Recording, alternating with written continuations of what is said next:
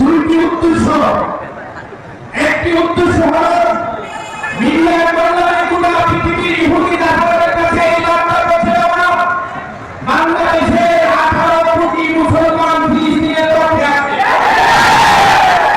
দুই নম্বর বার্তা হল আমাদের সরকার মিডিয়া কোন ক্ষমতা আছে তার কাছে এই বার্তা পৌঁছে দেওয়া, এই 18 কোটি জনতা ফিলিস্তিনের পক্ষে আছে। আপনি কাদের পক্ষে থাকবেন?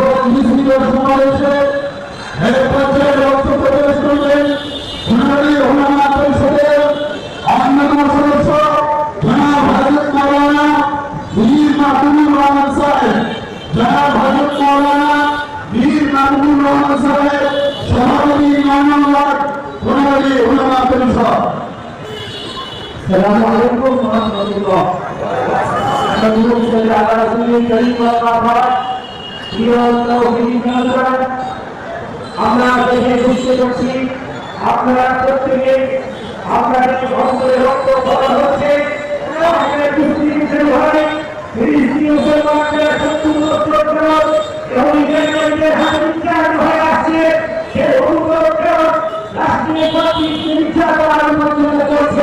মুসলমানদের উপর আমরা শান্তি ঘটাতে পারি, করতে পারি, কিন্তু আমাদের পার্শ্ববর্তী মুসলমান ফিলিস্তিনি মুসলমানরা তারা নির্দিষ্ট হত্যা হচ্ছে, মানুষদেরকে হত্যা করা হচ্ছে, শিশুদেরকে স্বামীর সাথে দুই সাথে নিয়ে দেওয়া হচ্ছে।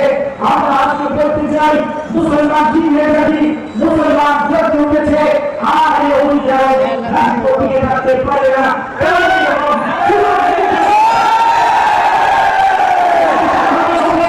আমরা চাই মুসলমান আমাদের 313 যারা সংগ্রাম করে বিজয় করেছিল, আজকে মুসলমান লড়তে হয় তাদের রক্তের বিনিময়ে, নারীদের বিনিময়ে মুসলমানদের বিজয় সুনিশ্চিত।